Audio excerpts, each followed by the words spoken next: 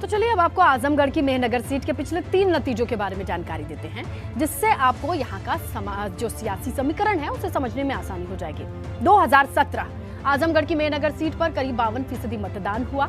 Samajwadi party के कल्पनाथ पासवान ने इस सीट पर जीत दर्ज की। उन्होंने भाजपा सुभाजपा की जो उम्मीदवार है मंजू सरोज को चुनाव में मात देकर जीत अपने नाम की थी। तो वहीं अब आपको आजमगढ़ की मेहनगर विधानसभा सीट के 3 नतीजे भी हम बताएंगे।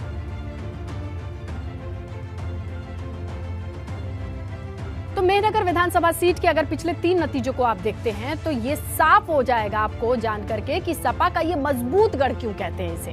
क्योंकि 2007 में भी सपा की मेहनगर सीट पर बसपा की विद्या चौधरी को हराने के बाद जीत दर्ज होती है, जो कि इस सीट से 2002 में भी बसपा की विधायक रही थी। वहीं 2012 में इस सीट पर सपा ने कब्जा किया। तो चलिए अब बारी है कि आजमगढ़ की मेहनगर सीट पर उन सियासी चेहरों से भी आप रूबरू हो जाएं जो कि 2022 के लिए अपनी मजबूत दावेदारी पेश करते हैं, अपनी जीत का दमखम भरते हैं। और इस कड़ी में पहला नंबर आता है मौजूदा सपा विधायक कल्पनाथ पासवान का, जो कि 2022 के लिए भी अपनी दावेदारी पेश कर रहे हैं। दूसरे नंबर पर बीजेपी से मंजू सरोज है, जो कि 2017 की रनर अप रही थी।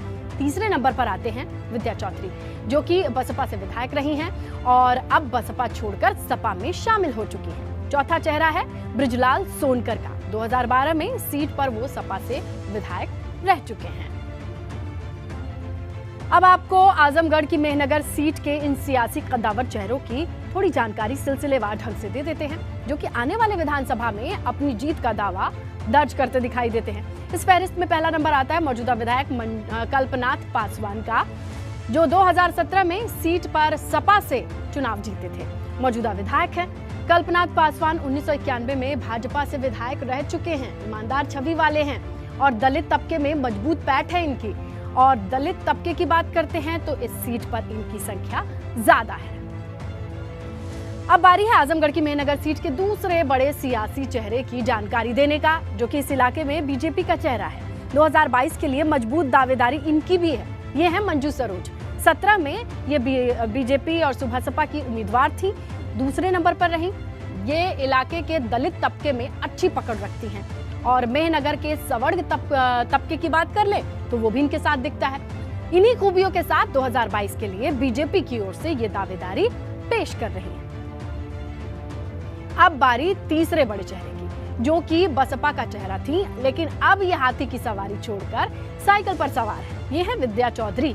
2002 और 2007 में मेहनगर सीट पर बसपा से विधायक रह चुकी हैं और अब बसपा छोड़कर सपा में आ चुकी हैं। इलाके में सियासी रसूख है इनका। मेहनगर के दलित ओबीसी तबके के बीच पकड़ भी मजबूत है। इन्हीं खूबियों के साथ सपा से इनकी दावेदारी दिखाई देती है। और जो चौथा बड़ा चेहरा है उसकी बात कर लें तो मेहनगर में समाजवादी का एक और चेहरा है जो कि दावेदारी पेश कर रहा है। ये है बृजलाल सोनकर। 2012 में मेहनगर सीट पर समाजवादी पार्टी के विधायक भी रह चुके हैं। समाजवादी नेताओं में इनकी गिनती अच्छी होती है। चुनाव प्रचार में पूरी ताकत के साथ जुटे हुए दिखाई देते हैं।